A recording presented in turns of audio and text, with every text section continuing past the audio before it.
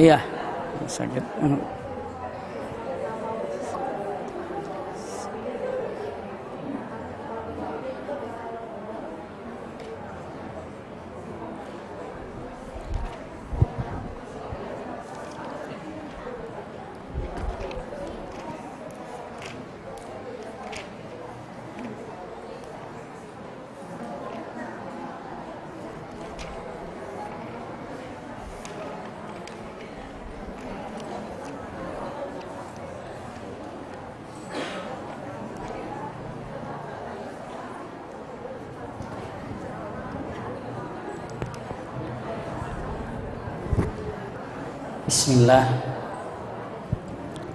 Bismillahirrahmanirrahim.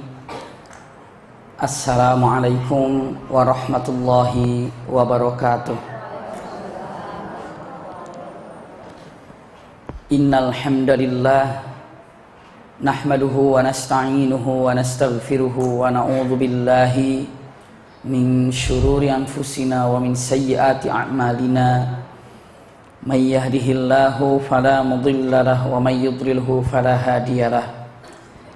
Asyhadu an la ilaha illallah wahdahu la syarikalah taqriran bihi wa tauhidan. Wa asyhadu anna Muhammadan abduhu wa rasuluhu amma ba'du. Allahumma la sahla illa ma ja'altahu sahla wa anta taj'alul hazna idza syi'ta sahla.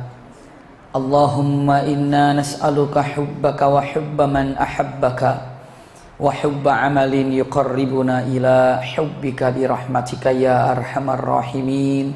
Amin ya rabbal alamin.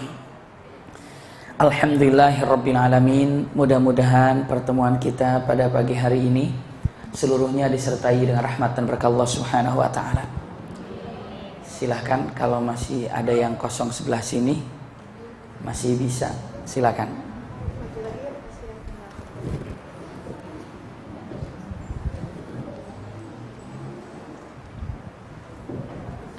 Tafasahu atau tawasa'u wa tafasahu, masya Allah. Iya.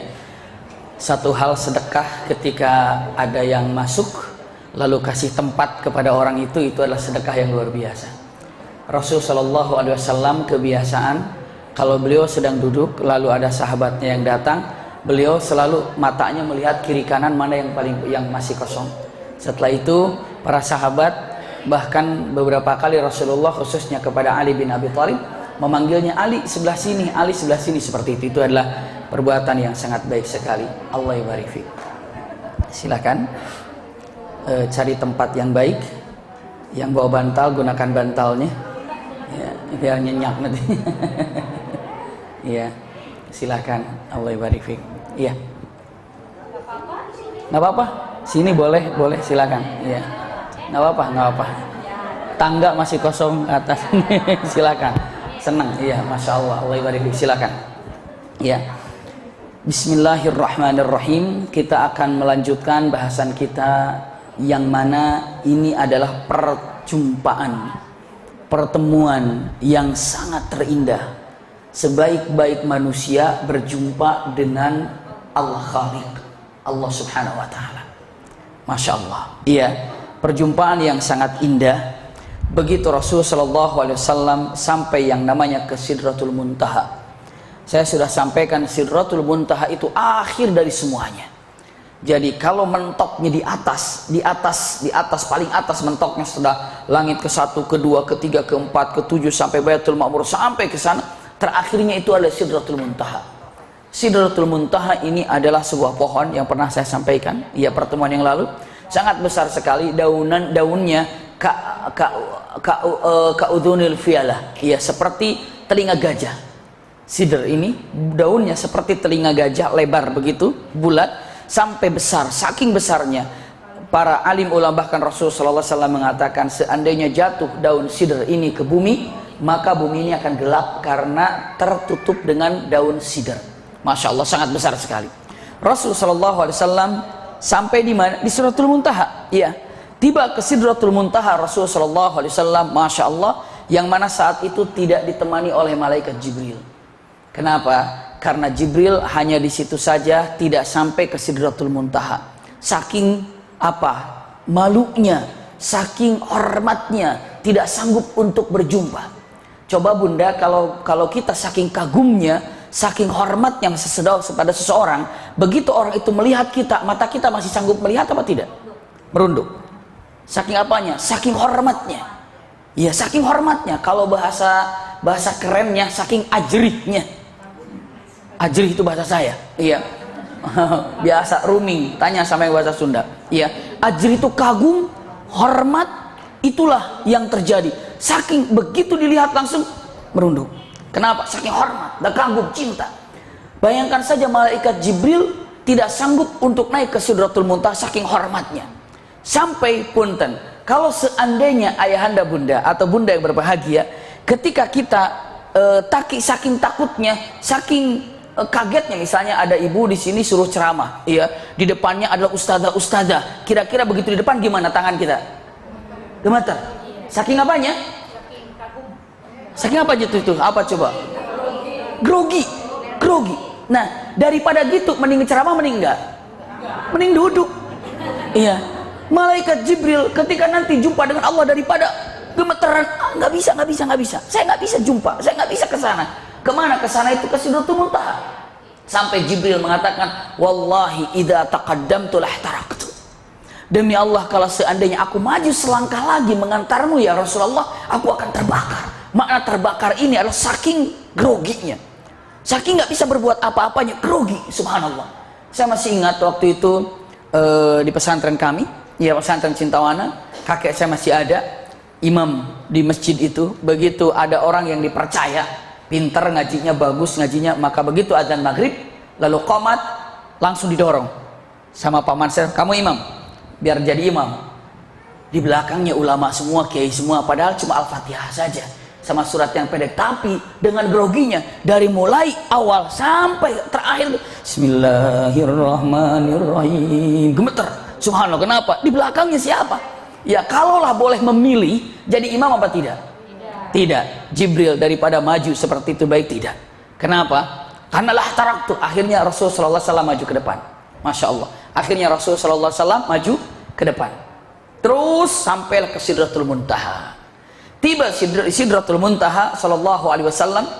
Iya, ada katakan jadi Rasulullah melihat Jibril hanya 2 kali. Satu ketika mau menjelang ke Sidratul Muntaha, yang kedua ketika Rasul sallallahu alaihi wasallam baru diangkat menjadi nabi. Iya, maka dikatakan laqad ra'ahu nazlatan ukhra inda Sidratil Muntaha. Rasul sallallahu alaihi wasallam pernah melihat Jibril ketika di tempat yang lain, di mana? Di Sidratul Muntaha. Iya. Rasul sallallahu alaihi wasallam sampai di Sidratul Muntaha. Allahu Akbar. Jumpalah dengan Allah Subhanahu wa taala di sana, iya, tapi tidak melihat Allah, tapi melihat nur, cahaya saja.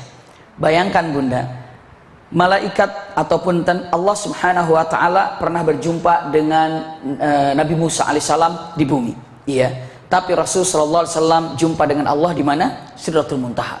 Indah luar biasa, tapi tetap tidak berhadapan.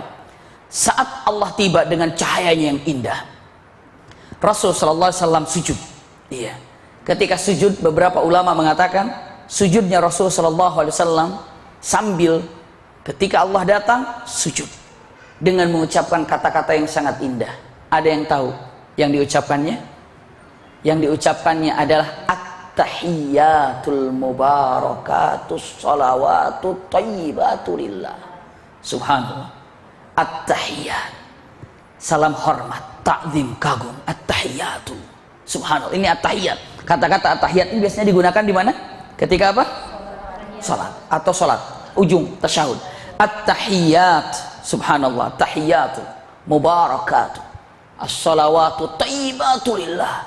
Subhanallah. Dijawab oleh Allah Subhanahu wa taala, "Assalamu alayka ayyuhan nabi wa rahmatullahi wa barakatuh." Ketika Rasulullah mengatakan at-tahiyyat, hormat, salam, ta'zim, kagum kepada Allah Subhanahu wa taala, at-tahiyyatul mubarakatus shalawatu thayyibatu lillah. Ya, kesel apa? Semuanya keagungan, keberkahan, semuanya milik Allah Subhanahu wa taala. Dijawab, "Assalamu alayka ayyuhan nabi wa rahmatullahi wa barakatuh." Keselamatan untukmu hai nabi, dan rahmat Allah dan berkah Allah untukmu. Rasulullah Punten, lihat Bunda, begitu Allah kata assalamu alayka ayyuhan nabi wa rahmatullahi wa barakatuh, Rasulullah lanjutkan salamu alayna wa ala ibadillahis salihin. Ya Allah, bukan hanya untuk kami saja, tapi untuk hamba-hambamu yang soleh, berikan salamu juga untuk hamba-hambamu yang soleh. Bisa dipahami nggak ini? Rasulullah ini langsung mengaitkan siapa? Hamba-hamba Allah yang soleh agar mendapatkan selamat juga. Kan Allah jawab, assalamu alayka, keselamatan untukmu ya Rasulullah, assalamu alayka ayuhan nabi, wahai nabi, wa rahmatullahi wa barakatuh. Kalau mau Rasulullah, alhamdulillah begitu. Tapi ketika mengatakan assalamu alayka ayuhan nabi, wa rahmatullahi wa barakatuh, dijawab assalamu alayna wa ala ibadillahis salihin. Ya Allah, salammu juga bukan untuk aku saja kan, tapi untuk hamba-hamba yang soleh. Jadi Rasulullah mengangkat derajat kita di hadapan Allah Subhanahu wa taala, khusus orang-orang yang soleh. Masya Allah. Bisa dipahami nih ya. Jadi nggak dipotong di Rasulullah saja, tapi Rasulullah mengharap agar salawat dan salam ini juga diberikan kepada siapa? Hamba-hamba Allah yang soleh, umat Muhammad Sallallahu Alaihi Wasallam. Itulah gaya Rasul Sallallahu Alaihi Wasallam yang selalu memikirkan ummati, ummati, ummati. Sampai di Sidratul Muntaha saja ingat sama kita. Bayangan saja, sampai ke Sidratul Muntaha aja ingat sama kita. Kadang-kadang ibu punten, ketika kita ada satu kebahagiaan di depan kita, kita lupa dengan orang-orang yang biasa kita ingat. Begitu ada, kita lapar nih, begitu datang makanan yang lezat, langsung disantapnya, lupa sama suami. Ataupun sebaliknya, suami lapar, begitu lihat makanannya, langsung disantapnya, lupa sama istrinya. Subhanallah. Kenapa? Begitu ada yang membahagiakan di depan, kadang-kadang lupa terhadap yang biasa kita ingat. Tapi Rasulullah SAW tidak ada perjumpaan yang paling indah kecuali perjumpaan dengan Allah Subhanahu wa taala, tapi masih mengingat siapa? Masih mengingat kita, umatnya. Itu adalah kehebatan Rasulullah SAW. Nggak pernah dilupakan. Namanya umat Muhammad SAW tidak pernah dilupakan. Allahu Akbar. Assalamu alayka ayyuhan nabi wa rahmatullahi wa barakatuh. Assalamu alayna wa ala ibadillahi salihin. Masya Allah. Saat itulah Rasulullah SAW diperintahkan salat yang namanya khamsuna salawat, 50 waktu salat. Masya Allah, diberikan 50 waktu salat. Ini ada syubhat yang harus kita buka. Karena apa? Nanti kita lihat tuh sebentar. Rasulullah SAW mendapatkan salat 50 waktu salat. Setelah mendapatkan 50 waktu salat, Rasulullah seperti tadi pamit ke mana? Ke Nabi Ibrahim, lalu ke Nabi Musa alaihissalam. Nabi Musa bertanya dengan mengatakan, "Madza faradallahu laka wa li ummatik?" Apa yang telah Allah perintahkan untukmu dan untuk umatmu? Apa? Dijawab, khamsuna salawat. 50 waktu salat wahai Musa. Nabi Musa menjawab mengatakan, "Inni laqad jarrabtu li bani Israil la yatiqun wa ummatuka la tatiqun." Sesungguhnya masalah seperti ini aku pernah coba untuk ke Bani Israel, dan Bani Israel nggak kuat. Saya yakin umat pun nggak kuat ya Rasulullah. Minta lagi kepada Allah agar dipermudah atau diperkecil lagi. Minta lagi kepada Allah, doa lagi kepada Allah Subhanahu wa taala. Ya, memohon lagi. Ada beberapa riwayat Rasulullah naik lagi ke Sidratul Muntaha. Ada beberapa riwayat di situ Rasul berdoa pada Allah Subhanahu wa taala. Nggak usah diperbincangkan naik lagi Rasulullah apa di situ, wallahu alam. Yang jelas Rasulullah meminta kepada Allah, mau datang ke sana, mau tetap di langit itu bersama Nabi Musa. Yang jelas Rasulullah memohon kepada Allah agar sholat ini jangan 50 waktu sholat. Saya sampaikan dulu. Iya, meminta pada Allah Subhanahu wa ta'ala, diturunkan lagi. Wallahu alam dalam penurunannya 25. Subhanallah. Iya, setelah itu 25, sekarang umatmu tidak akan kuat dengan 25. Minta turun lagi, akhirnya 10. Umatmu tidak kuat, minta lagi, akhirnya 5. Umatmu tidak akan kuat, minta lagi. Rasulullah mengatakan, laqad istahyaitu, aku udah malu sekali, malu untuk meminta lagi.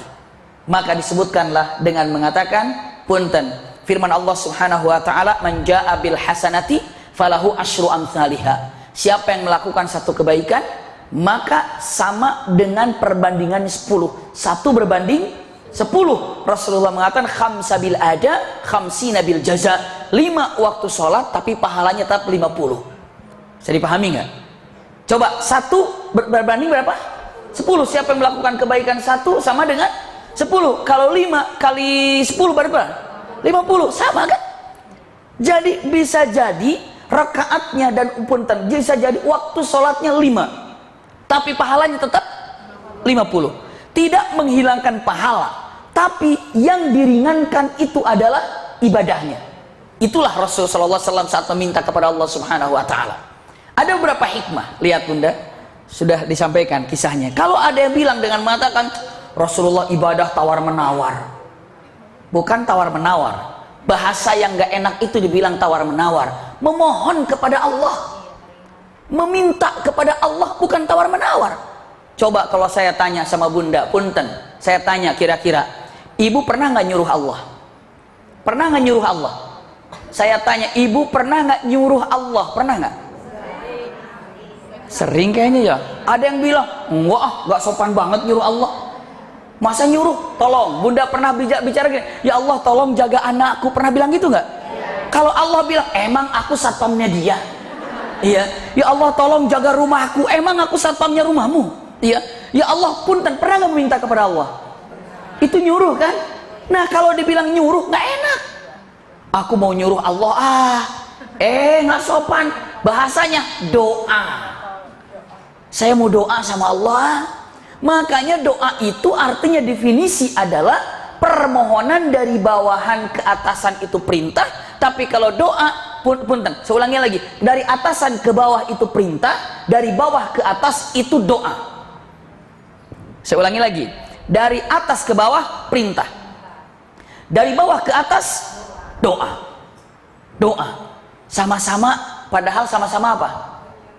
Sama-sama nyuruh, sama-sama merintah. Tapi kita nggak enak, saya mau nyuruh Allah biar jaga anak saya.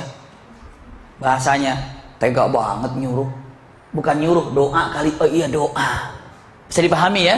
Kata-kata yang seperti tadi saya sampaikan, kita mau nawar, masa ibadah tawar menawar? Bukan tawar menawar. Permohonan kepada Rasul, kepada Allah. Kenapa? Karena saking sayangnya Rasulullah kepada umatnya, kepada kita.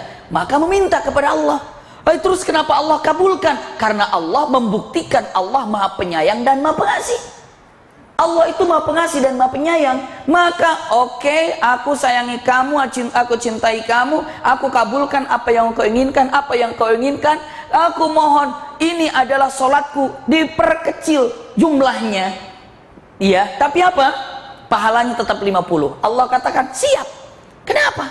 Saking cintanya Allah Subhanahu wa Ta'ala kepada kita. Saya ulangi lagi, permohonan Rasulullah kepada Allah. Karena apa? Jawaban pertama, saking Rasulullah perhatian kepada kita. Dikabulkan oleh Allah. Karena apa? Karena Allah pun sayang kepada kita. Masya Allah. Idenya keluar dari siapa tadi? Musa alaihissalam.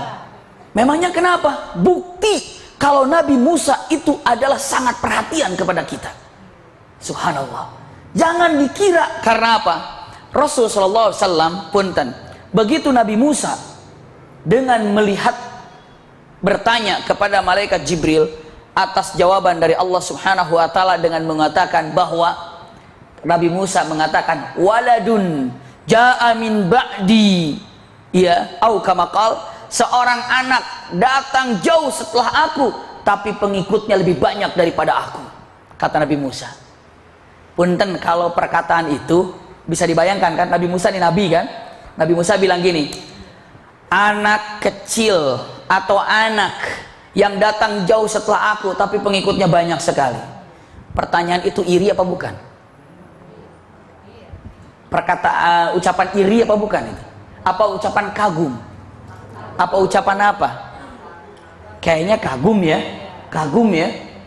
Buktinya apa? Jangan sampai mengatakan Nabi Musa iri loh sama Nabi Muhammad. Kenapa? Irinya, anakku yang kecil kemarin sore baru lahir jauh setelah aku, tapi pengikutnya banyak sekali.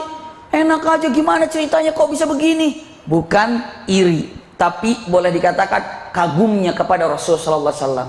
Sehingga ada orang mengatakan Musa itu ada irinya kepada Rasulullah, Musa itu iri kepada Rasulullah. Punten, kalau Musa alaihissalam iri kepada Nabi Muhammad SAW, iya, hasad atau dengki kepada Nabi Muhammad SAW, begitu ditanya, ya Muhammad, apa yang telah kau perintahkan oleh Allah kepadamu dan kepada umatmu? Dijawab misalnya Rasul, sholat 50 waktu. Kata Nabi Musa, mampus loh, mampus.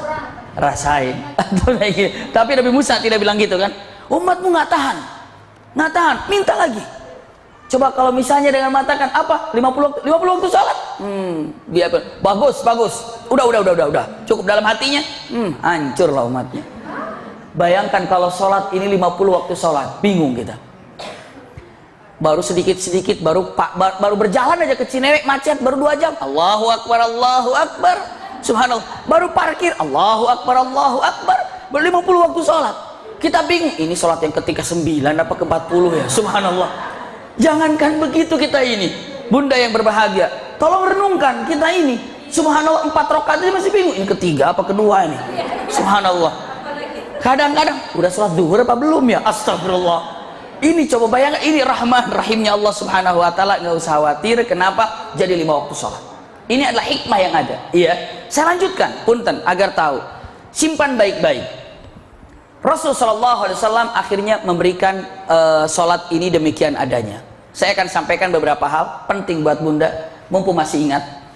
Sholat yang kita laksanakan sekarang ini itu terbagi dalam 3 periode. Ada yang pernah tahu ini? Sholat dalam 3 periode.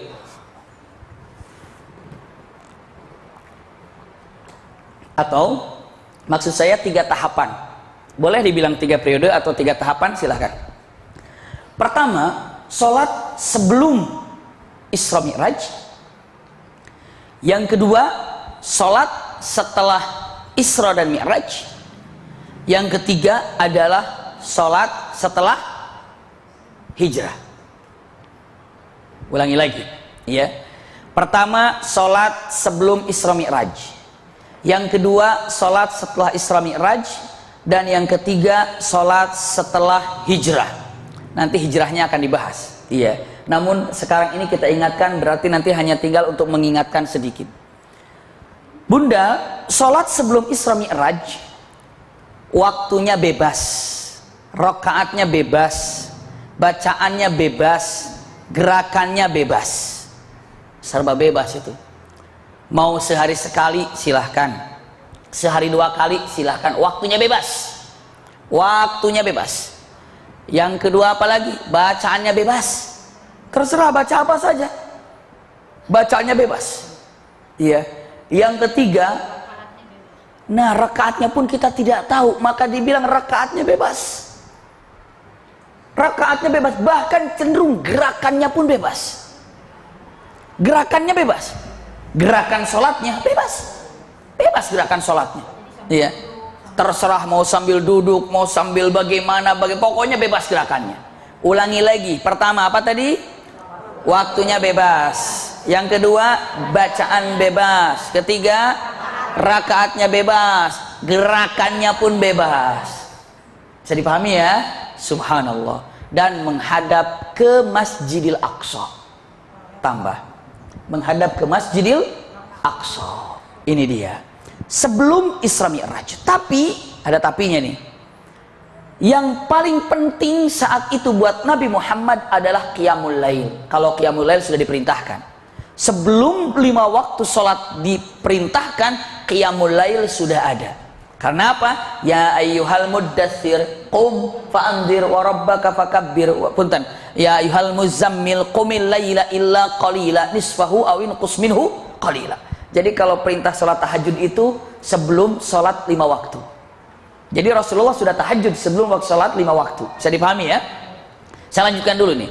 Sebelum yang namanya Isra Mi'raj, Rasulullah sudah sholat, para sahabat sholat, tapi kriterianya seperti tadi, bebas rakaatnya, bebas bacaannya, bebas gerakannya, bebas jumlahnya, tapi menghadapnya kemana? Aqsa. Setelah Isra Mi'raj, nah yang sekarang diceritakan nih, setelah Isra Mi'raj yang tetap adalah menghadap ke Aqsa. Itu tetap. Menghadap ke Aqsa-nya tetap. Bisa dipahami ya? Jumlahnya sudah ditentukan menjadi sehari 5 kali. Sehari 5 kali. Rakaatnya setiap hari, setiap waktu sholat 2 rakaat, 2 rakaat. 2 Dua-dua, zuhur 2 rakaat, asar 2 rakaat, maghrib 2 rakaat, isya 2 rakaat, subuh 2, pokoknya semua 2 rakaat, 2 rakaat, 2 rakaat. Bisa dipahami ya? Ini nggak lepas nih, enggak ya? Iya. Subhanallah, ini 2 rakaat, 2 rakaat. Saya ulangi lagi. Menghadap ke Aqsa. Menghadap ke Aqsa. Selanjutnya apa lagi? Rakaatnya 5 waktu sholat. Setiap sholat 2 rakaat. 2 rakaat saja. Jadi yang sudah ditentukan 5 waktu sholat, setiap rakaatnya, setiap sholat 2 rakaat, itu tetap Masjidil Aqsa menghadap. Bacaannya ditentukan, suratul Fatihah, istiftah dulu suratul Fatihah. Setelah itu apa? Surat Matayassara min, surat apa saja dari Al-Quran. Setelah itu apa? Ruku, i'tidal, sujud, seperti yang kita lakukan, persis seperti yang kita lakukan. Hanya apa? Rakaatnya, iya, menghadapnya Aqsa, bacaannya ditentukan, gerakannya ditentukan. Bisa dipahami nih? Ini setelah Rasulullah apa? Isra dan Mi'raj. Setelah Rasulullah hijrah ke Madinah, nah, setelah Rasulullah hijrah ke Madinah, punten, rakaat waktunya tetap 5 waktu sholat, tetap bacaannya tetap yang telah ditentukan waktu Isra Mi'raj, gerakannya pun tetap setelah yang dicontohkan Isra Mi'raj. Yang berubah adalah rakaat dan kiblat. Iya, rakaatnya dan kiblatnya. Rakaatnya mana? Rakaatnya sekarang kita ini. Kiblatnya kemana? Ke Mekah sekarang ini. Inilah kalau ibu sekarang tiap hari sholat, waktu sholat ibu sekarang hadapkan, dan ketika ibu sholat sekarang tahu, sholat ini dalam 3 periode ya. Sebelum Isra Mi'raj, setelah Isra Mi'raj, dan setelah hijrah.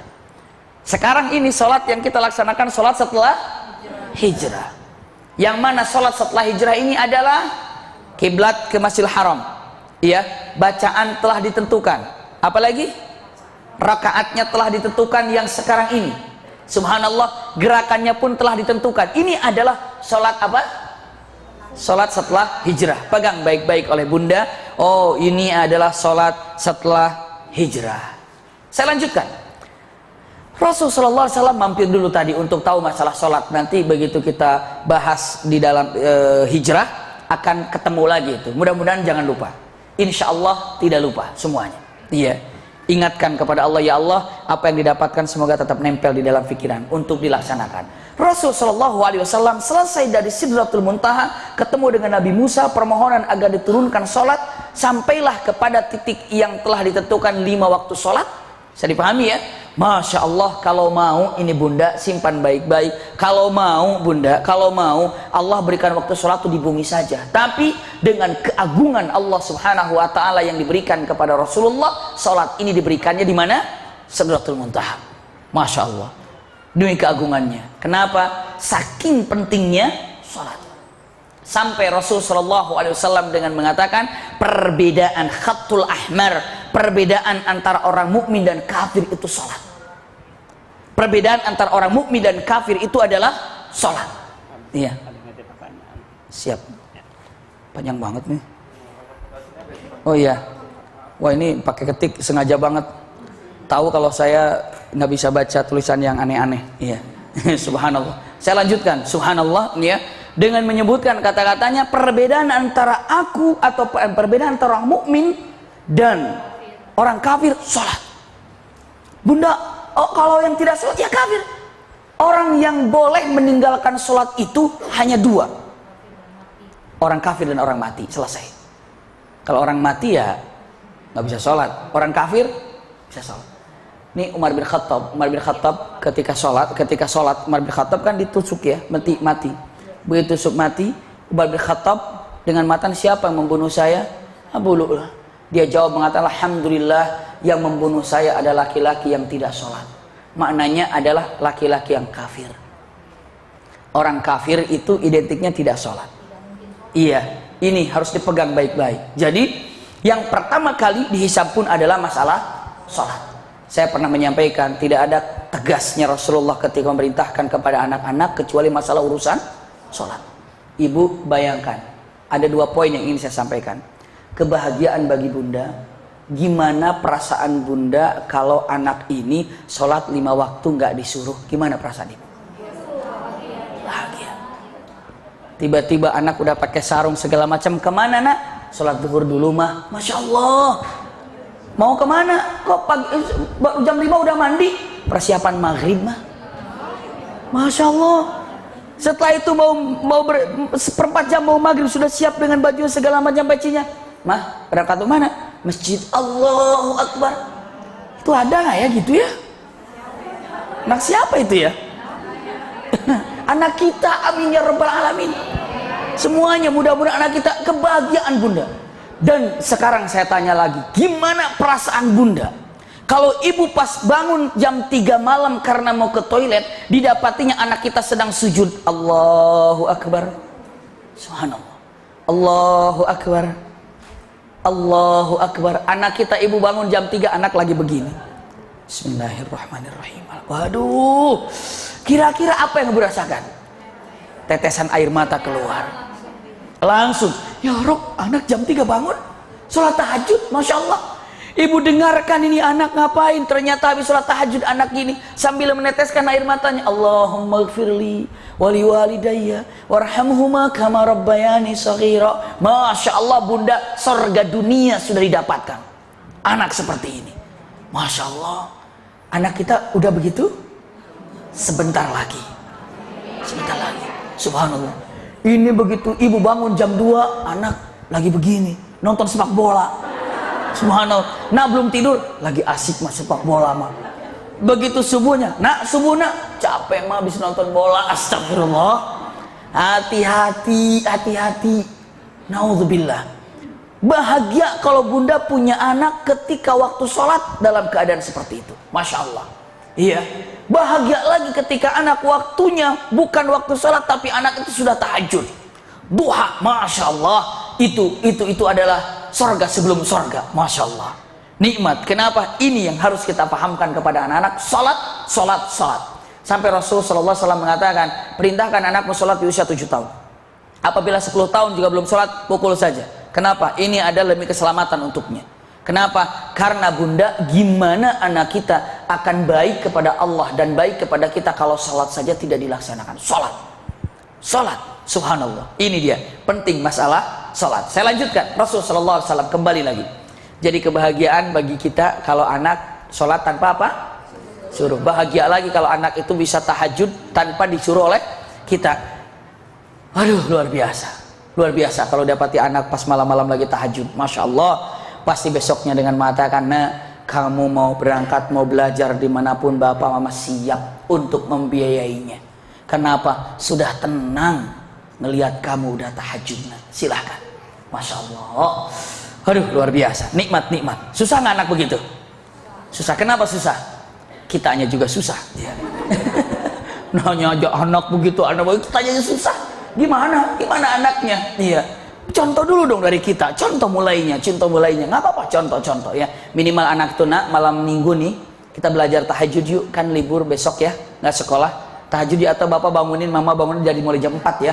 Kita sama-sama tahajud ya, jam 4, jam 5 sampai subuh, habis itu sholat subuh, ngaji, habis itu terserah deh mau tidur mau istirahat nanti, pokoknya coba deh tahajud sama-sama. Subhanallah. Coba kalau kita pernah liburan bareng, rekreasi bareng, bisa nggak tahajud bareng kira-kira? Tahajud bareng, bismillah. Keluarga saja, Masya Allah, nikmat luar biasa. Justru kalau malam minggu, malam yang cukup panjang, melalaikan dan melelahkan dalam ibadah. Naudzubillah. Iya, saya lanjutkan. La haula wala quwata illa billah. Rasulullah sampai ke mana? Ke Aqsa lagi, dari Aqsa baru kembali ke Mekah. Punten, saya lanjutkan ini. Bunda, setibanya di Mekah, Rasulullah itu langsung ke rumahnya Ummu Hani lagi. Karena Rasulullah berangkat Isra Mi'raj dari rumahnya siapa? Ummu Hani. Ummu Hani itu siapa? Saudarinya ataupun Ali bin Abi Thalib, kakaknya Ali bin Abi Thalib. Rasulullah SAW tidur di rumah Ummu Hani, baru berangkat Isra Mi'raj, kembali lagi ke rumah Ummu Hani. Setibanya di rumah Ummu Hani, Rasulullah memegang tempat tidur beliau masih hangat. Bisa dipahami nggak bunda? Kalau ibu tidur, bangun ke toilet, balik lagi, udah dingin kadang-kadang. Tapi kalau masih hangat berarti Berarti cepat sekali perjalanannya. Bisa dipahami nggak ya? Nah itulah salah satu mukjizat. Ya. Jadi maziltu dafi'ah. Aku datang masih hangat-hangat. Berarti nggak terlalu lama Rasulullah SAW meninggalkan apa? Meninggalkan tempat tidurnya. Maka punten, ini adalah mukjizat yang indah. Saya lanjutkan, punten. Ada orang yang menyebutkan Rasulullah ini Isra Mi'raj itu hanya mimpi saja, hanya ruhnya saja. Ada yang mengatakan tidak, Rasulullah bukan hanya ruhnya saja, tapi ruh dan jasad. Bisa dipahami ya? Nanti saya akan buka mana yang benar, ruhnya saja atau ruh dan jasad. Punten, sebelum saya terangkan, Bunda taunya ibu kalau Rasulullah Isra Mi'raj ruhnya saja apa ruh dan jasad? Bagus. Dalilnya sebentar, nanti diungkap. Ruh dan jasad. Iya. Saya sampaikan dulu Bunda. Rasulullah sampai ke rumah Ummu Hani. Rasulullah kembali keluar di depan Ka'bah, masih berpikir apa yang terjadi barusan. Bengong. Bengong. Kenapa? Barusan jumpa dengan Allah, bahkan ketemu dengan Nabi Musa, bahkan ketemu dengan Nabi ini, Nabi ini, Nabi ini. Kok cepat sekali ya? Bingung. Saat bingung bengong begitu, datang siapa? Abu Jahal. Muhammad, pagi-pagi begini udah bengang-bengong, kenapa? Ada apa Muhammad?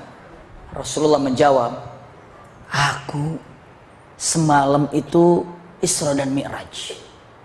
Perjalanan malam Isra ke Aqsa, dari Aqsa saya Mi'raj ke Baitul Ma'mur sampai ke Sidratul Muntaha. Terus saya berbicara dengan beberapa nabi, lalu saya kembali lagi ke Aqsa dan saya sudah di sini lagi pagi ini. Abu Jahal mengatakan, ini dia ini. Udah error otaknya nih. Dia bilang, Muhammad, begini. Aku akan kumpulkan semua orang Mekah di sini. Terus kamu berani nggak ngomong begitu kepada mereka seperti kamu bicara denganku? Mau nggak aku bantu deh biar kumpul orang-orang? Seolah-olah mau membantu padahal bukan mau membantunya. Baik, aku siap teriak, ya ma'asyarul Quraisy, ya ma'asyarul Arab, hai orang Quraisy Arab, kumpul semua, kumpul semuanya. Begitu kumpul, dengarkan, ada satu kisah yang menarik dari Muhammad. Ceritakan Muhammad. Sampaikan seperti yang tadi disampaikan. Lalu Abu Jahal mengatakan, lihat orang ini sudah makin jauh pikirannya, makin salah otaknya. Kalau mau berdusta jangan terlalu. Bisa dipahami Bunda ya? Maka saat itu orang-orang menghina Rasulullah, orang-orang memojokkan Rasulullah, bahkan orang-orang benar-benar anti kepada Rasulullah karena melihat dengan gelagat seperti ini. Orang dengan mengatakan, Muhammad tadinya aku mau percaya sama kamu, awal-awalnya aku sudah berpikir kamu tuh nabi atau bukan ya, bahkan cenderung mengatakan nabi, tapi setelah kamu bicara seperti ini, aku udah jauh lagi darimu, makin gak percaya lagi. Subhanallah.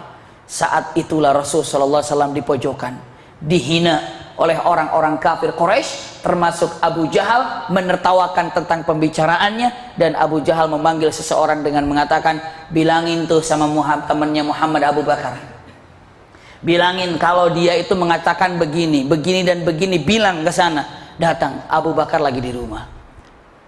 Ya Abu Bakar, Abu Bakar keluar, ada apa?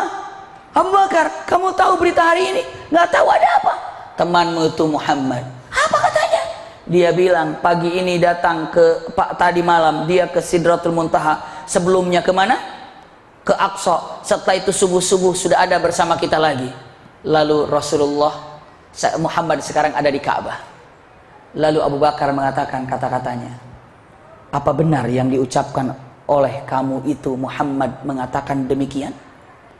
Benar Abu Bakar. Apakah benar itu ada pembicaraan dari Muhammad? Benar. Lalu Abu Bakar mengatakan, in qalahu laqad sadaq. Kalau benar apa yang diucapkannya, pasti benar. Subhanallah. In qalahu laqad sadaq. Kalau dia mengatakan itu pasti benar. Bahkan aku akan membenarkan satu berita lebih dahsyat dari itu pun. Abu Bakar maju ke hadapan Rasulullah SAW. Rasulullah saat itu sedang dikerumuni oleh orang. Abu Bakar masuk ke dalam dan Abu Bakar memegang Rasulullah, mengatakan, ya Rasulullah, benarkah apa yang terjadi semalam engkau Isra dan Mi'raj? Benar ya Rasulullah, sadaq. Aku percaya. Lalu dengan santainya Rasulullah mengatakan, semalam aku berangkat ya Abu Bakar dari Mekah menuju ke Masjidil Aqsa. Setiap Rasulullah berhenti sejenak, dijawab oleh Abu Bakar, sadaq. Lalu dari Aqsa saya ini jumpa dengan beberapa nabi. Di langit pertama saya jumpa dengan sadaq. Dengan langit kedua dengan ini sadaq. Langit ketiga bersama sadaq. Langit keempat sadaq. Kelima sadaq. Diceritakan sampai akhirnya saya mendapatkan 5 waktu salat sadaq. Subhanallah, semua kata-kata yang Rasulullah sampaikan, jawaban dari Abu Bakar apa? Sadaqtu, sadaqtu, sadaqtuka, sadaqtuka. Aku percaya, aku percaya, aku percaya, aku percaya. Setelah itu langsung Abu Bakar dipeluknya mengatakan, anta Abu Bakar As-Siddiq. Kamu adalah Abu Bakar As-Siddiq yang selalu membenarkan apa yang diucapkan. Mulai saat itulah Abu Bakar mendapatkan gelar apa? As-Siddiq. Masya Allah. Jadi peristiwa Isra Mi'raj berkaitan dengan As-Siddiq. Saya lanjutkan. Lihat Bunda. Saat itu Abu Bakar berdiri dengan mengatakan, ya masyar Quraisy, apakah kalian tahu kalau Muhammad ini tidak pernah ke Aqsa? Siapa yang pernah berangkat bersama Muhammad ke Aqsa? Siapa? Tidak ada semuanya. Kalau memang Anda ragu terhadap Rasulullah SAW pernah ke Aqsa, tanyakan saja apa yang Anda ingin tanyakan. Subhanallah, dasar orang kafir mengada-ngadain aja. Ya Muhammad, kalau benar kamu ke Aqsa semalam, coba di Aqsa ini tiangnya ada berapa Masjid Aqsa ini? Di Aqsa ini jendelanya ada berapa? Di sebelah timur Aqsa ada apa? Di sebelah ininya ada apa? Ditanya yang enggak-enggak. Rasulullah bisa jawab nggak? Bisa. Kenapa? Jibril datang menggambarkan situasi Aqsa setiap yang ditanyakan. Live. Subhanallah. Langsung dikatakan, oh di Aqsa ada ini, ada ini, ada ini. Oh begini dan begini, oh begini dan begini, oh begini dan begini. Kenapa? Itulah keadaannya. Masya Allah. Rasulullah SAW digambarkan, ini begini keadaan, ini begini. Semuanya kaget karena Rasulullah tahu semuanya. Padahal itu pertanyaan juga mengada-ngada. Coba saya tanya Bunda, usikum ya nafsi bi taqwallah. Ibu pernah datang kemari kan? Sering datang ke sini, Masya Allah, alhamdulillah. Kalau saya tanya saja, ini ada berapa ubin di sini? Nggak ada pertanyaan. Oke, gampang. Tangganya ada berapa tangga sampai ke atas? Bingung kan? Nggak usah repot-repot. Yang sekeliling kita, lampunya ada berapa di sini? Nggak ngada-ngada itu. Itu cuma pertanyaan ngada-ngada aja kan? Apa pentingnya pertanyaan itu? Iya. Tapi subhanallah, itu orang kafir bertanya untuk mengatakan kalau dia itu tidak Isra dan Mi'raj. Tapi dijawab oleh Rasulullah SAW dengan benar, ini dan ini dan ini dan ini. Allahu Akbar. Benar apa yang diucapkannya. Saat itu apa? Muhammad, kalau kamu memang benar demikian adanya, coba selama dalam perjalanan kamu lihat apa? Rasulullah mengatakan, selama dalam perjalanan kami kemari, saya melihat ada rombongan kafilah yang di depannya adalah unta yang besar dan ada jambul-jambul merahnya, pakai bunga-bunga merah. Iya begitu. Subhanallah. Ibu kalau ibu pernah umroh atau pernah tawaf bareng-bareng atau pernah sa'i atau pernah haji, ya, di depannya itu biasanya di depan bawa bendera. Biar apa tuh? Nandain kalau itu grup kita. Terus ngikutin gitu kan. Nah, kafilah pun demikian. Unta itu yang paling tinggi depan, ditaruh di depan ada jambulnya. Lalu unta itu tahu, oh itu grupnya. Terus atau orang yang naik, oh itu grupnya. Rasulullah mengatakan, aku melihat satu kafilah, untanya di depan, gede sekali, ada jambul kuning merah-merah gini pakai bunga dan sedang berjalan. Subhanallah, sedang berjalan demikian adanya. Allahu Akbar. Saat berjalan demikian sedang berjalan, ditanyakan lagi, iya sedang apa? Sedang berjalan. Terus apa lagi? Dijawab lagi. Dan saat dalam perjalanan itu, salah satu di antara mereka kehilangan anak unta. Anak unta hilang. Lalu karena dia di bawah melihat unta sana sini nggak ketemu, aku kasih tahu kalau untanya itu kesasar di sebelah kanan mereka. Makanya aku teriakkan dari atas, untamu tersesat di sebelah kanan kalian, cari sebelah kanan. Nggak tahu dia ngikutin kata-kataku apa enggak, karena aku sedang berjalan. Bisa dipahami ya? Itu di depan orang Mekah semuanya. Lalu Abu Jahal mengatakan, Muhammad, kira-kira berapa hari lagi sampai unta itu? 3 hari lagi, kata Rasulullah. Baik, kalau 3 hari ini mereka datang, berarti kamu benar. Tapi kalau 3 hari ini mereka tidak datang, berarti kamu salah. Nggak ada itu Isra Mi'raj. Hari ke-1, hari kedua, hari ketiga, kumpul kumpul semua orang Quraisy di situ membuktikan perkataan Nabi Muhammad. Kumpul. Begitu sedang berkumpul di sana, subhanallah bunda, zuhur itu kafilah belum datang. Masya Allah. Asar pun belum datang. Orang-orang mukmin sudah resah. Aduh, gimana ini asar belum datang? Sementara perubahan tanggal itu kapan? Kalau matahari terbenam kan? Maghrib. Kalau matahari terbenam berarti sudah hari berikutnya kan. Rasulullah bilang apa? 3 hari. 3 hari. Belum datang. Asar belum datang. Orang Arab, Quraisy, Abu Jahal udah cengengesan. Alam mana bohong? Mana bohong? Rasulullah SAW jam 5 belum nongol. Belum tiba. Belum ada. Tanda-tanda yang akan datang tuh nggak ada. Apa yang dilakukan Rasulullah SAW? Orang kafir udah cengengesan, udah ketawa, udah senyum-senyum untuk mengatakan kebohongan dustanya Isra Mi'raj. Rasulullah berdoa kepada Allah, Allahumma habbisis syams, ya Allah tahanlah matahari, ya Allah genggam matahari seperti engkau telah menggenggamnya matahari untuk seorang Nabi Yusha ibn Nun. Subhanallah. Jadi Yusha ibn Nun dulu pernah menahan matahari bunda.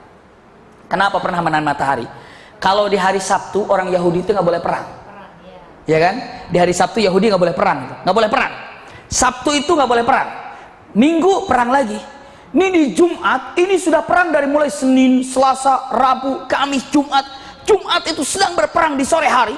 Itu hanya tinggal beberapa saat lagi mau menang, tapi matahari mau terbenam. Tapi kalau matahari keburu terbenam, berarti harus libur. Berarti kalau libur hari Sabtu, orang Yahudi mengumpulkan apa lagi? Kekuatan lagi, tentara lagi. Maka Yusha ibn Nun mengatakan, ya Rabb, tahan matahari sebelum aku bisa menghancurkan yang namanya pasukan itu. Maka subhanallah diserang, matahari tahan oleh Allah subhanahu wa ta'ala, sehingga pasukan ini dapat menggempur dalam peperangan tersebut. Bisa dipahami bunda? Maka saat itu matahari ditahan oleh Allah subhanahu wa ta'ala. Seharusnya sudah mulai terbenam, ditahan oleh Allah subhanahu wa ta'ala. Ya Allah, tahan matahari seperti engkau telah menahan matahari untuk Yusha ibn Nun. Ditahan. Abu Jahal dan semuanya, matahari nggak terbenam. Ada, iya, mukjizat namanya juga. Subhanallah, mukjizat namanya juga. Tidak lama datanglah mananya apa? Kafilah dengan unta di atasnya, ada jambulnya. Rasulullah bilang, hahum, itu dia. Mereka datang yang ditunggu-tunggu. Datanglah. Semua orang-orang kafir udah manyun jadinya. Yang tadinya cengenges sekarang manyun, datang juga ini. Tapi Muhammad belum ditanya nih, bener nggak hilang unta mereka? Ditanya. Kumpul semua sini. Kalian dari Syam? Iya. Perjalanan kalian, adakah di antara kalian yang hilang unta selama dalam perjalanan? Dibilang, oh ya, kita sibuk. Semua kafilah, kita sibuk nyari unta, anak unta yang hilang. Nyari-nyari nggak ketemu. Terus gimana ketemunya? Justru itu kami pun bingung. Kami lagi nyari kemana kemari, tiba-tiba ada suara tanpa ada wujud yang mengatakan, untamu kesesat di sebelah kanan kalian. Ambil di sebelah kanan. Kami cari-cari nggak ada. Ketemu. Ditanya, kamu masih ingat suaranya seperti bagaimana suara itu? Rasulullah nanya. Ketika dia bingung, kami nggak tahu siapa suara itu. Rasulullah jawab, kalian masih ingat suaranya seperti apa? Orang mendengar, suaranya mirip dengan kamu. Nunjuk kepada siapa? Rasulullah SAW. Jadi ketika, bisa dipahami ya, ketika mengatakan unta kami itu hilang, tiba-tiba ada suara dengan mengatakan untamu tersesat di sebelah kanan, tapi kami nggak tahu suara itu siapa. Tapi akhirnya kami tunjukkan, kami mengikuti daripada perkataan itu dan ketemu, tapi saya nggak tahu suara itu suara siapa. Rasulullah mengatakan, kalian masih ingat suaranya seperti suara siapa dan suaranya bagaimana? Dijawab, demi Allah suaranya mirip dengan kamu, karena Rasul itu adalah aku. Subhanallah. Kalau kita tuh waktu hadir di situ beriman nggak kira-kira? Kagum ya. Tapi yang namanya Abu Jahal boro-boro beriman. Dia bilang, emang sihir. Emang sihir. Nggak beriman dia. Nggak beriman. Astagfirullah. Rasulullah katakan, ya ma'asyara Quraisy, aku Isra Mi'raj sudah dibuktikan dengan aku tahu bagaimana Aqsa, dan sudah dibuktikan dengan perjalanan yang datang kafilah kemari. Anda tidak beriman. Kata Rasulullah, mau nggak aku tunjukkan satu mukjizat lagi? Apa? Aku akan belah bulan menjadi 2. Subhanallah. Aku akan belah bulan menjadi 2. Baik, belahlah oleh kalian atau belahlah oleh bulan itu ya Muhammad. Rasulullah katakan, baik, aku akan membelah bulan. Subhanallah. Tunggu di bulan purnama. Begitu di bulan purnama Rasulullah memohon pada Allah, bulan terbelah dua. Asli terbelah dua. Satu letaknya di Jabal Qubais, ya Jabal Abi Qubais. Yang satu letaknya di Jabal Ka'bah. Kalau sekarang ibu tahu yang namanya Jabal Qubais, istana raja, ataupun arahnya ke tempat Maulid Rasul sallallahu alaihi wasallam, tahu di situ tempat lahirnya Rasulullah? Ibu tahu pintu Babu Salam, tempat sa'i. Kalau keluar itu adalah arah Jabal Qubais. Satu di sana. Satunya lagi bulan itu ada di daerah interkontinental.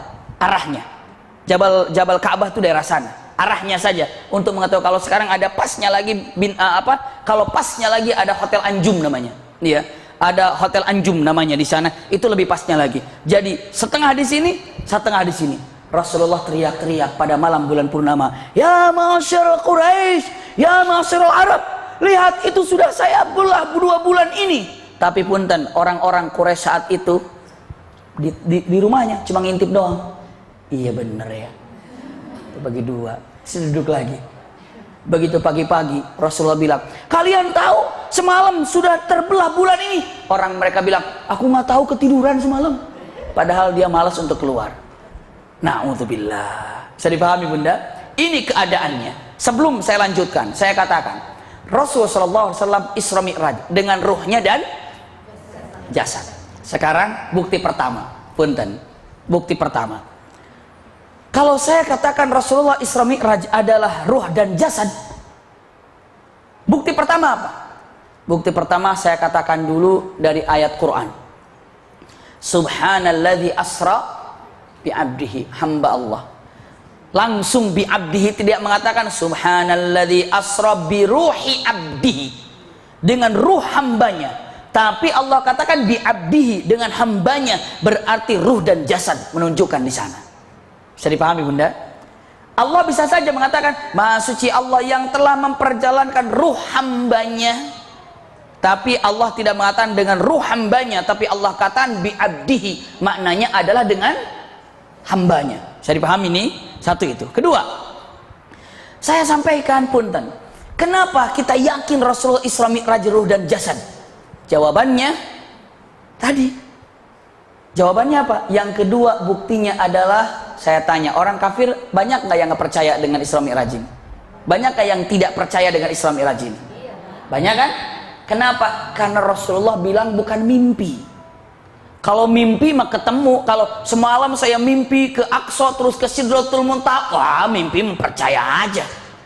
Kalau saya bilang gini bunda, bunda semalam saya mimpi sholat tahajud di Masjidil Haram, witirnya saya di Masjidil Aqsa, dan saya sholat subuh di Masjid Nabawi, dan saya duha sudah di Rumil.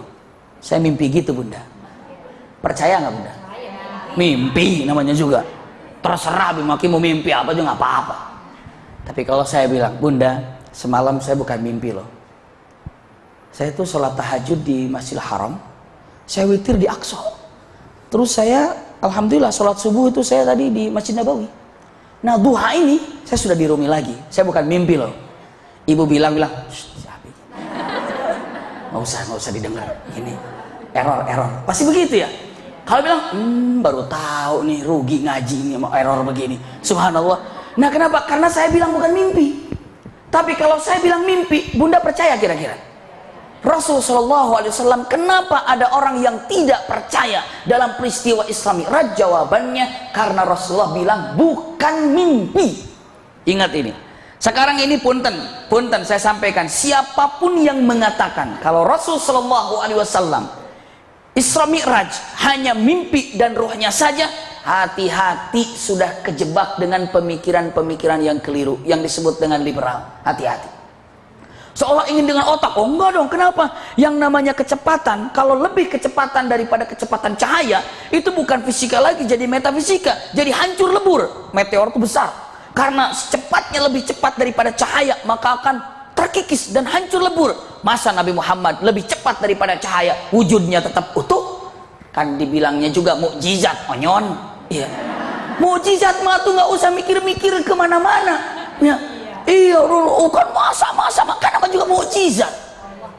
Nama mukjizat. Ya kalau bukan mukjizat mah silahkan mau bercerita apa saja. Bisa dipahami Bunda ya. Jadi saya katakan kadang-kadang nggak mungkin nih. Keluarinlah hadis. Nih lihat nih hadisnya nih. Sahih kata Siti Aisyah. Siti Aisyah selama menikah dengan Rasul sallallahu alaihi wasallam tidak pernah merasa kehilangan tubuh Rasulullah. Pernah dengar nggak itu? Kan ada Siti Aisyah nih nggak pernah selama bersama Rasulullah. Siti Aisyah tidak pernah kehilangan tubuh Rasul sallallahu alaihi wasallam. Selalu ada. Berarti Rasulullah itu nggak pernah hilang daripada kamarnya. Ya iyalah, kan itu setelah di Madinah, kan ini kejadian di Mekah. Dan Rasulullah belum tidur bersama Siti Aisyah saat itu. Bisa dipahami nggak ya? Kan Rasulullah tidur bareng bersama Siti Aisyah itu sudah di Madinah. Kalau waktu masih di Mekah belum jumpa, maksud saya belum satu kamar, belum satu rumah. Berarti hadis ini nanti setelah di Madinah. Bisa dipahami Bunda? Jadi orang sudah bikin aneh-aneh untuk mengatakan Isra Mi'raj itu hanya ruhnya saja. Bukan. Jawab sesungguhnya ruh dan jasad, ruhiyan wa jasadiyan. Indah mukjizat yang terindah, yang teragung buat Nabi kita Muhammad SAW. Peristiwa apa? Isra dan Mi'raj. Masya Allah, peristiwa Isra dan Mi'raj indah sekali. Jadi kalau ditanya ruh dan jasad, ayat itu keduanya apa? Itu buktinya ada yang percaya dan tidak ada yang percaya. Kalau ada yang mengatakan tidak percaya, berarti apa? Rasulullah mengatakan ruh dan jasad. Kalau Rasulullah bilang mimpi, berarti apa?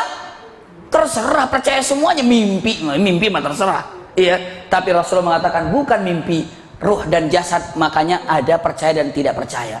Punten. Gelar As-Siddiq untuk siapa tadi? Gelar As-Siddiq. Kalau masa mempercayai mimpi jadi gelar As-Siddiq? Gelar itu tinggi banget, itu hebat banget. Saat orang mendustakan dia percaya. Kenapa? Karena saat itu Rasulullah mengatakan bukan mimpi tapi ruh dan jasad. Maka karena Abu Bakar sadaqtu kayak Rasulullah, sadaqtu anta Abu Bakar As-Siddiq. Masya Allah, gelar tertinggi, iman yang paling hebat dimiliki oleh Abu Bakar As-Siddiq. Bisa dipahami ini pertanyaan ya, ketika ditanya ruh dan jasad enggak, ibu bisa jawab enggak sekarang? Masya Allah, ini semuanya da'iyah. Harus disampaikan pelajaran ini kepada siapapun. Nanti begitu Isra Mi'raj kalau ada bilang enggak sama ruhnya saja, bukan, ruh dan jasad tiga sampaikan paling tidak untuk dalil mengatakan kalau ruh dan jasad. Selanjutnya Rasulullah SAW sudah dengan mengatakan ya Rabb, yang namanya kan kita tahu Amul Huzni pernah saya sampaikan ya, di Mekah dakwah ditolak. Ulangi lagi pelajaran yang lalu, mudah-mudahan ingat. Abu Thalib wafat, sedih Rasulullah. Khadijah wafat, sedih Rasulullah. Dakwah di Mekah ditolak, sedih Rasulullah. Datang ke Taif diapakan? Dilempari batu, sedih Rasulullah. Hiburan pertama Islamnya adas, masih ingat? Hiburan kedua Islamnya jin. Hiburan ketiga Isra Mi'raj, selesai. Tapi Rasulullah masih kekeh tidak bisa dakwah di Mekah. Maka satu-satunya jalan adalah gimana caranya Rasulullah untuk berdakwah di luar atau bukan untuk orang-orang Mekah. Caranya begini Bunda. Nih simpan baik-baik kata-kata ini. Kan Mekah ini tempat yang selalu dikunjungi oleh orang-orang berhaji kan? Berhaji. Haji itu Bunda ada sejak zaman Nabi Ibrahim.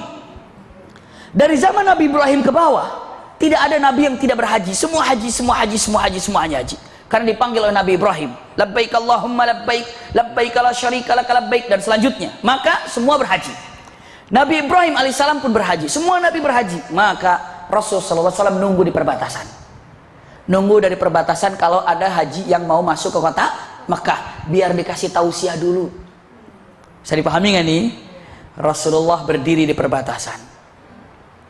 Nanti kalau ada jamaah haji, Rasul katakan, ingat aku adalah Nabi Khatamul Anbiya, aku menyampaikan yang hak, aku sampaikan tentang masalah ibadah haji, ingat jangan berbuat syirik bla bla semuanya. Setiap Rasulullah berdakwah di jauhnya sebelah sananya diikutin, ada yang ngikutin. Siapa? Seorang laki-laki, putih wajahnya, bersih wajahnya, tapi acak-acakan bahasanya.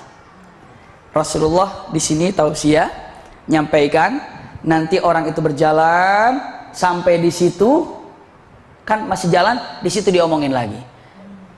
Berhenti di sini. Pasti kalian tadi dengar ocehan orang itu ya. Iya, maaf ya, itu saudara kami orang gila. Maaf ya. Maaf ya, maaf. Di kami itu mungkin kalian kan nggak tahu ya siapa dia ya. Kami itu keluarganya, kami itu familinya, kami tahu dia lagi kecil kayak gimana. Dia itu orang nggak beres. Nggak usah didengerin ya, maaf ya. Maaf udah nggak nyaman dengan ketemu dengan orang tadi. Pokoknya nggak usah didengerin. Silakan masuk ke kota Mekah. Dikacauin lagi nggak itu? Itu dia. Siapa itu yang berlaku? Sebenarnya siapa yang berlaku itu? Siapa laki-laki itu? Abu Lahab. Abu Lahab tuh. Makanya kalau ada orang yang ngejelek-jelekin ustadz itu kayak Abu Lahab itu. Iya. Ngejelek-jelekin muallim, iya Abu Lahab. Iya. Iya. Dengan menyebutkan kata-katanya seperti itu, hati-hati. Iya, usikum wa iyaya nafsi gitu. Jaga irdnya, jaga kehormatannya walau bagaimanapun. Iya. Kalau memang ada yang tidak baik, sampaikan dengan baik. Iya, jika kita mampu menyampaikannya. Usikum wa iyaya nafsi bitaqwallah. Itu gagal. Ada satu kabilah namanya dari kabilah Sa'sa'ah. Namanya ada Daiharah ibnu Faras ibnu Sa'sa'ah. Daiharah ibnu Faras ibnu Sa'sa'ah. Ada namanya Sa'sa'ah di sini? Tidak ada, ya. Namanya Daiharah ibnu Faras ibnu Sa'sa'ah. Dia ini begitu mau masuk kota Mekah disampaikan dulu ya Rasulullah. Ayat Quran segala macam. Daiharah ini orang pintar, orang cerdas. Pintar, cerdas, tahu, paham. Begitu datang ke sana lagi, diomongin lagi oleh Abu Lahab, kurang mempan. Karena dia tahu perkataan ini perkataan bagus.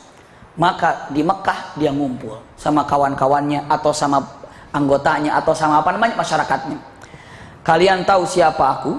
Semua hadir. Iya, kami tahu engkau Daiharah, orang paling alim di antara kami, yang paling tahu, paling cerdas, dan engkau pemimpin kami. Demi Allah, apa yang saya dengar dari Muhammad yang tadi di sana itu perkataan yang mantap, bagus, dan saya yakin dia adalah nabi, dan saya yakin dia adalah rasul. Gimana kalau kita mengikutinya? Lalu kata masyarakatnya ataupun yang hadir di situ sebagai anggotanya, kami serahkan kepadamu. Jika engkau beriman, kami beriman. Ibn Sa'sa'ah, Daihar, datanglah ke hadapan Nabi Muhammad. Ya Muhammad, aku akan beriman kepadamu, bahkan aku akan membantumu, bahkan pedang-pedangku akan berada di belakangmu untuk menjayakanmu, dan aku akan selalu menolongmu, dan aku akan iman kepadamu, dan aku akan taat ke dalam agamamu. Kata Rasulullah, marhaban, baik, silakan. Lalu Daihar mengatakan, tapi dengan satu syarat ya Muhammad. Apa syaratnya? Syaratnya, jika engkau meninggal nanti, jadikan aku sebagai penggantimu. Bisa dipahami nggak ya? Jika engkau meninggal nanti, jadikan aku sebagai penggantimu. Dijawab oleh Rasulullah sallallahu alaihi wasallam, al-amru lillah. Iya, wal aqibatu lil muttaqin wa ba'ahu haitsu ma yasha min ibadi. Jadi ini adalah keputusan, bukan keputusan masalah warisan kepemimpinan, tapi ini adalah dari Allah subhanahu wa ta'ala. Siapa yang akan melanjutkannya tidak bisa ditunjuk saat ini. Bahkan orang yang penting beriman kepada Allah, dan Allah yang akan menyelesaikan masalah ini, bukan keputusan dari manusia harus kesini dan kesini. Dijawab lagi oleh Daihar, ya Muhammad, engkau tidak sayang dengan kecerdasanku, dengan kekuatanku, dengan prajuritku yang akan selalu menolongmu. Hanya tinggal kalau kau mati, aku jadi pemimpinnya, ganti kepadaku. Tidak bisa.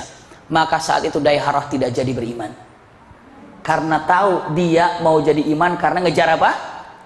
Jabatan. Na'udzubillah. Ini juga udah ada kayak begitu tuh, dulu tuh ada begitu tuh. Politik tuh udah ada di zaman Rasulullah kayak gitu. Jadiin nanti kalau kamu pensiun aku jadi wakilnya, jadi naik ya, bisa jadi gitu. Iya, nanti kalau jadi nanti pergi aku tunjuk ya. Pokoknya nanti kalau kamu jadi aku tunjuk sebagai ini ya, atau kamu tunjuk aku sebagai ini ya. Kalau kamu jadi pemimpin, kamu nunjuk aku sebagai ini. Aku ingin jadi ini aja. Udah, itu lahan buat aku saja. Ada yang kayak begitu kira-kira sekarang? Ngincar kursi, ngincar bisnis, ada begitu. Itu dari dulu sudah ada. Itu udah teori jadul kayak begitu tuh. Kalau ada orang mau mengikuti seseorang kayaknya benar, tapi dia mengincar sesuatu, baik pangkat atau harkat atau wibawa atau bisnis, itu adalah konco-konconya Daiharah. Na'udzubillah. Ada yang kayak begitu sekarang? Tenang, partai aku dukung, tapi ini bisnis buat aku. Daiharah tuh. Tenang, engkau aku akan pilih sebagai ini, nanti tunjuk aku sebagai ininya ya. Daiharah. Astagfirullah. Rasul bilang nggak bisa kata Rasulullah. Ini adalah terjadi daharoh. Selanjutnya, subhanallah, iya, saya kasih lagi. Ada seorang laki-laki namanya Suwaib ibnu Samit.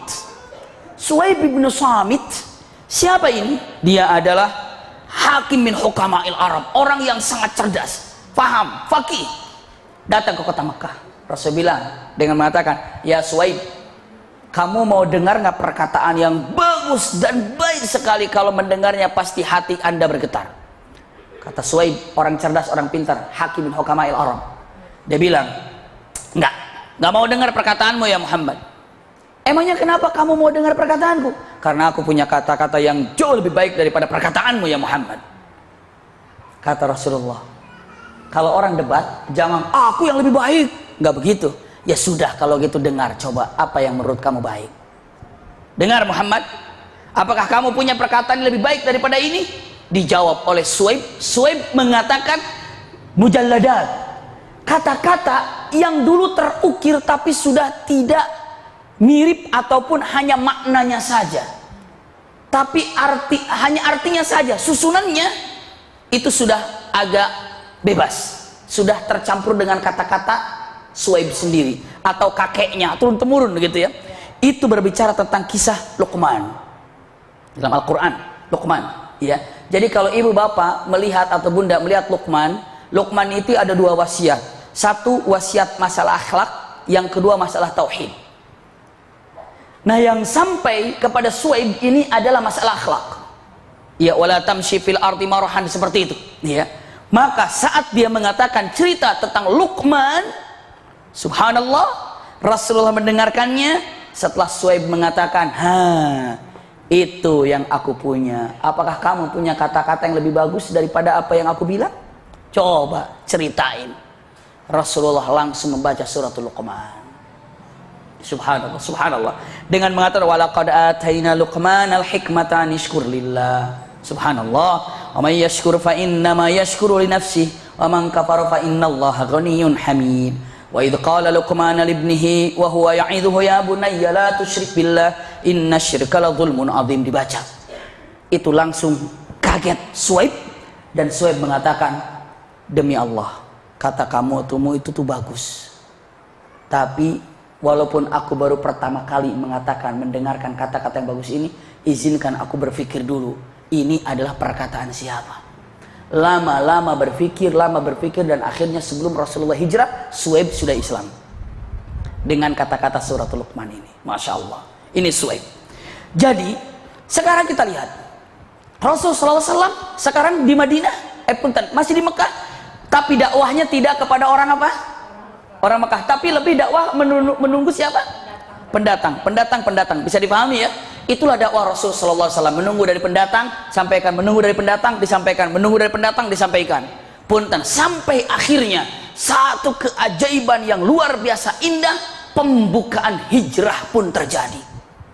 Kenapa? Karena mulai dakwah Rasulullah keluar. Kenapa? Karena ternyata ada tamu dari Khazraj, ya. Itu adalah dari Madinah. Ini adalah pembukaan hijrah. Punten, ayahanda bunda atau bunda, ibu mungkin aslinya ada yang dari Jawa Barat, ada yang di Jawa Timur, ada yang tinggal di Kalimantan, di Sumatera. Pasti punya cerita awal mulanya pindah ke Jakarta atau ke Depok. Pasti ada cerita awal mulanya. Imma awal mulanya dari kakek, apa imma awal mulanya dari nenek, mesti punya cerita masing-masing, iya kan? Tidak ujuk-ujuk tiba-tiba berangkat, pasti ada ceritanya. Insya Allah ada kisahnya. Nah, Rasulullah hijrah pun tidak tiba-tiba hijrah bunda, tapi apa? Ada kisah yang mengawali hijrah, maka disebutlah tolaiul hijrah. Maknanya apa? Punten, percikan-percikan hijrah sudah mulai terlihat. Jadi kalau bunda dengan mengatakan Rasulullah kok bisa hijrah ke Madinah ya, gimana ceritanya? Nah, di sini ceritanya. Gimana ceritanya? Awal mula hijrah ini terjadi bulan depan kita lanjutkan, insya Allah. Iya. Jadi bulan depan ini kita akan ceritakan awal Rasulullah hijrah. Iya. Seperti itu. Gimana? yang Isra Mi'raj itu? 3. Ruh dan jasad itu? Ruh dan jasad itu maksudnya? Yang pertama tadi adalah ayat abdu. Subhanalladzi asra bi abdihi, hambanya, tidak dengan matan biruhi abdihi, tapi Allah, Maha Suci Allah yang telah memperjalankan hambanya. Dalam surat Al-Isra, berarti di ayat pertama berarti hambanya itu ruh dan jasad. Bisa dipahami ya? Yang kedua, adanya orang yang tidak percaya, berarti ruh dan jasad. Yang ketiganya gelar as-siddiq yang diberikan oleh Abu Bakar, masa hanya berkaitan dengan mimpi. Seperti itu ya. Alhamdulillah. Sebentar sebelum ada pengumuman, terus nanti ada sedikit ada yang ditanyakan, ini cukup banyak, tapi bagus diketik ya. Nggak apa-apa, saya sampaikan ini. Saya mau bertanya. Oh, ini masalah mimpi ya. Saya sebentar, 2 menit saja. Saya ada di tengah lautan menuju ke sebuah tujuan. Di tengah laut kami melihat sebuah kapal besar yang tidak ada penumpangnya. Akhirnya saya beberapa teman naik ke kapal itu. Ketika saya nyemplung ke laut untuk naik kapal, saya berenang dulu, ternyata laut itu dalam sekali, maka saya minta tolong sama teman-teman yang sudah berada di atas kapal untuk membantu menarik tangan saya naik ke atas kapal tersebut. Setelah berada di atas kapal itu, ternyata kapal itu mesinnya mati, tetapi begitu kami naik ke atas kapal tetap berlayar dengan kencang walaupun hanya ditiup angin, mengandalkan arus saja. Saya kemudian berpikir, kapal ini berjalan tanpa mesin, hanya bergantung kepada angin, arus membawanya. Jadi kami tidak bisa mengatur kemudian mau kemana, arah mana. Semoga saja angin dan arus membawa kapal ini. Akhirnya kapal ini tempat tujuan, tetapi dalam hati kami tetap was-was. Bismillahirrahmanirrahim. 1, insya Allah mudah-mudahan yang bermimpi usianya panjang dan akan menyaksikan kehidupan yang panjang, baik daripada cucunya nanti ataupun keluarganya nanti. Pokoknya itu intinya. Iya. Ya. Oh, boleh, nanti ada minggu kelima kalau mau tabir mimpi silakan disiapkan pertanyaannya, insya Allah ya. Ada Kamis kelima ya, siap insya Allah ya. Jadi yang bermimpi tadi usia panjang, insya Allah barakallahu fi umri, selanjutnya akan menyaksikan kehidupan yang ajib luar biasa daripada cucunya, bahkan tidak insya Allah akan menyaksikan cucunya aja menikah gitu, insya Allah bisa menyaksikan, mudah-mudahan seperti itu ya. Dan akan melihat curhatan dari anaknya, dari cucunya, segala macam. Jadi ibunya ini ibarat kapal nantinya ya, yang harus bisa bijaksana untuk lebih bijaksana ketika mengatur anak pertama atau anak kedua, cucu. Jadi harus membagi kasih sayang di antara mereka. Terkadang itu namanya tidak ada nakoda, maksudnya dirinya sendiri yang harus menjadi nakoda, dirinya sendiri harus mengarahkan. Angin itu adalah dari anak pertama, anak kedua, segala macam. Itu nyeret sana nyeret sini atau ke cucu segala macam. Insya Allah yang panjang seperti itu. Iya. Jazakumullah khair. Sebelumnya saya sampaikan juga ada beberapa hal. Yang pertama, yang selanjutnya saya minta doa untuk ibu saya. Jadi hari Senin kemarin saya berangkat langsung jemput dari Tasikmalaya. Jadi hari Senin, Selasa, Rabu saya nggak ikut pengajian kemana-mana, khusus untuk mesantren di Puri Cinere. Saya di sana jagain ibu gitu ya. Dengan Umi juga nggak bisa hadir, subhanallah. Dirawat di Melati di sana. Iya, jadi ada gula. Setelah itu makan agak keliru mungkin di sana, mungkin karena santri gitu ya banyak, terus sibuk dengan segala macamnya. Buang air terus. Begitu mau sholat tahajud jam 2 keluar, lalu buang air, mau buang air sampai wudhu tahajud, kepleset di toilet, jatuh. Setelah itu patah kaki kirinya ya. Tidak terdeteksi awal mulanya. Setelah itu di Tasik, di ronsen, ketahuan patahnya, dibawa ke sini. Dan sekarang ini gulanya lagi naik ya, lemah sekali tubuhnya. Ya akhirnya mama juga lagi sakit ya. 452, subhanallah. Kemarin pas ini waktu itu sempat 500 di sana ya. Datang ke sini terus disuntik sana sini, sekarang 200 berapa gitu ya. Tetap kita jaga berdua, saya sama Umi saja gantian. Jadi semalam nggak bisa tidur kecuali tangan kita ada di punggungnya gitu ya. Jadi kita di punggungnya sambil tidur gini, beliau tunggu, kalau kita pegal kita tarik masukin sini, karena panasnya juga nggak tahu, biar nggak panas kayak pakai apa gitu belakangnya. Apa itu ya? Ada kayak gitu, di mana adanya kayak gitu-gituan deh? Di Asadwer ada nggak kira-kira tuh? Asadwer lagi. Harness gitu ya. Oh yang situ namanya apa? Oh gitu ya. Oh gitu ya. Nanti insya Allah coba. Terima kasih infonya. Jadi doanya saja, subhanallah. Tapi alhamdulillah sekarang sudah mulai senyum lagi. Sekali mohon doanya saja semoga diberikan kesehatan.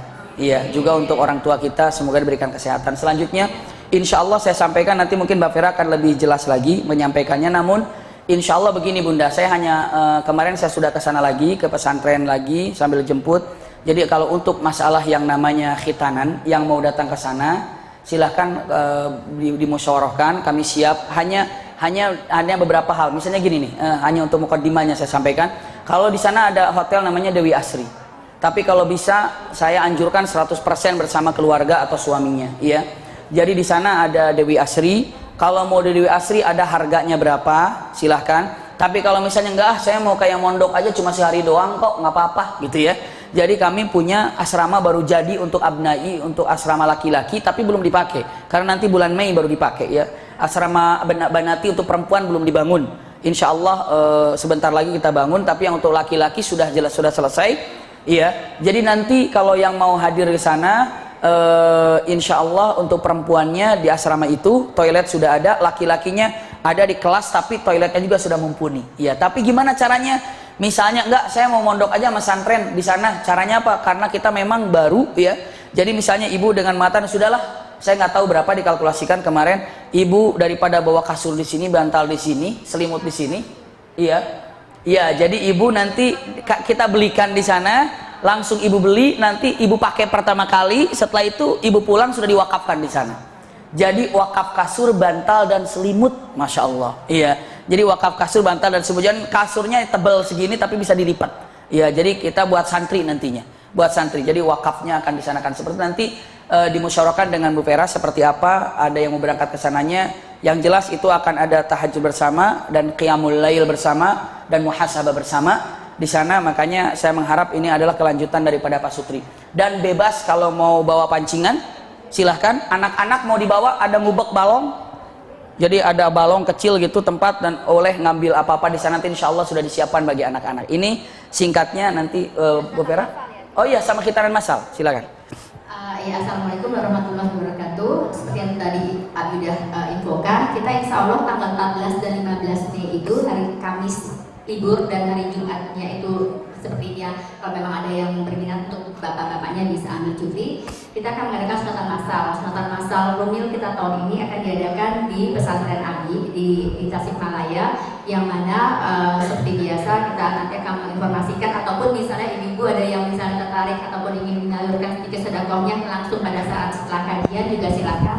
Kita juga buka posko-poskonya. Insya Allah itu dana yang dibutuhkan untuk satu anak, untuk dokter kontrol dan semua segala macam dan perlengkapannya itu sebesar 850.000. Kita rencananya akan mengkitarkan sekitar 100 santri, 100 anak ya. Dan jadi info selanjutnya akan saya buka, apakah bisa melalui transfer seperti biasa atau misalnya memang ada yang mau menyalurkan langsung secara cash juga kita terima dan kita akan catat. Dan jadi seperti itu infonya, bahwa kita memberitahukan bahwa biaya untuk khitanan massal itu sebesar itu dan terserah berapapun sedekah yang ibu mau berikan itu terserah, maksudnya kita tidak pernah tentukan dan itu bebas-bebas saja. Terus yang kedua untuk masalah rihlah Pak Sutri tanggal 14 Mei yang tadi dikatakan tadi itu ada rihlah dan ada sunatan massal. Jadi kita ada dua agenda itu di dalam waktu 1,5 hari itu. Rihlah Pak Sutri itu seperti pesantren kilat untuk suami istri dan anak-anaknya. Dan kemarin itu ada yang sudah memberikan nama ke saya sekitar 10 keluarga. Mungkin sekarang karena kita udah lebih jelas, tolong diinfokan lagi ke kami berikut nomor telepon dan usia anak-anak. Karena sepertinya kita juga akan bikin ada sedikit acara untuk anak-anak. Kalau misalnya kita lihat memang anak-anaknya itu usianya range-nya berapa, apa ada usia kecil atau gimana ya adik ya. Dan juga kita mau menghitung akomodasi karena yang memang kemarin kita rapat dengan Kak Ferry sempat. Jadi ada dua opsi, misal kalau memang mau menginap itu di penginapan itu berapa, ataupun yang tadi dengan yang disampaikan oleh Abi bahwa kenapa enggak kita nginep di pesantren dan kita belajar gaya nyantri di sana, gimana caranya, misalkan tidur ngampar laki-laki, perempuan, dan kita istilahnya bukan beli kasur tapi wakaf kasur, karena pesantren Abi alhamdulillah baru ya Bi ya, dan misalnya kalau kita mau membuat ladang amal kita lebih bertambah, ini mungkin kesempatan bagus juga buat kita. Jadi kita mungkin kita beli kasur tersebut dan setelah kita peduli kita tinggalkan dan nanti bisa dipakai oleh santri-santri Abi selanjutnya. Nah, kita akan infokan misalnya untuk kasur beserta kamar itu berapa. Yang mana sebenarnya sih itu lebih hampir sama dengan kalau kita tinggal di hotel ataupun di losmen. Bedanya mereka itu kan kasur-kasurnya udah disiapkan, tapi kan ini alangkah baiknya kalau kita bayar lebih mahal sedikit, tapi ini sebenarnya ladang amal yang terus-menerus buat kita. Tapi kembali lagi terserah kepada ibu, kita akan kasih aja semuanya, dan seperti biasa kita Rumil tidak akan mengambil apapun dari itu semua adalah biaya yang terjadi. Jadi apapun yang nanti dibayarkan adalah seperti kayak misalnya gini, ada yang kita mau jalannya pakai bus, nah berarti bus berapa? Misalnya untuk 2 hari di Tasik, kita hitung jumlah bangkunya berapa. Nah dari berapa jumlah total bis itu kita bagi rata jumlah bangku, itulah yang dibayarkan harga per bangku untuk ibu-ibu. Jadi ibu tinggal hitung. Kalau misalnya bawa anak 3, keluarganya 5, berarti 5 kali itu. Karena kan ya nggak mungkin kan Bu, misalnya ibu bilang oh anak saya masih 5, tapi kan pasti kan akan pakai bangku untuk lebih apa ya kebersamaan dengan yang lain.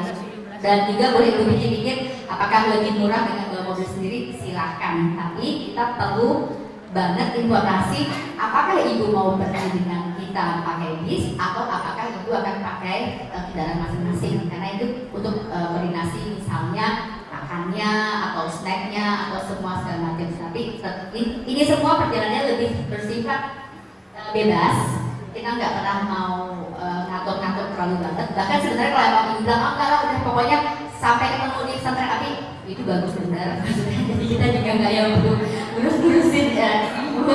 Tapi kan yang nggak seperti itu juga sih sebenarnya. Kan aku juga mengharapkan pahala dari repot-repot yang kita kerjakan buat ibu. Itu aja sih istilahnya kalau misalnya yang ibu yang Abi katakan, kita nggak akan ngarepin apapun, tapi kita mau mencuri pahala dari ibu semua aja insya Allah.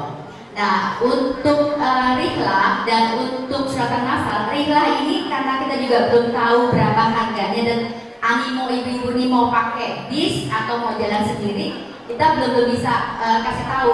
Cuma yang bisa kita infokan mungkin biaya itu untuk membayar wakaf kasur tadi. Misalnya kita setuju mau nyantren di pesantren Abi dan makan kita sama di sana. Karena kan yang nggak mungkin ibu-ibu masak sendiri kan. Nah terus udah itu juga misalnya cari warung ke Tasik ataupun pulang pergi juga kan kayaknya kan jangan mungkin bawa waktu. Nah jadi hanya untuk makan dan untuk wakaf kasur. Selebihnya sih nggak ada apapun ya Mia.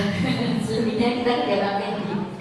Nah terus untuk suratan masal kita menghimbau banget karena kali ini kan benar-benar yang akan kita sunat itu anak-anak di sana ya Bu ya, yang mana pahalanya nanti akan terus-menerus ya Bu ya, mengalir sampai dia dewasa, dia segala macam. Jadi kalau misalnya ada yang mau menyalurkan sedekahnya bisa melalui transfer langsung ataupun setiap kajian aki-aki yang kita hanya punya waktu sekitar 3 kali kajian lagi untuk pengumpulan biaya-biaya semuanya.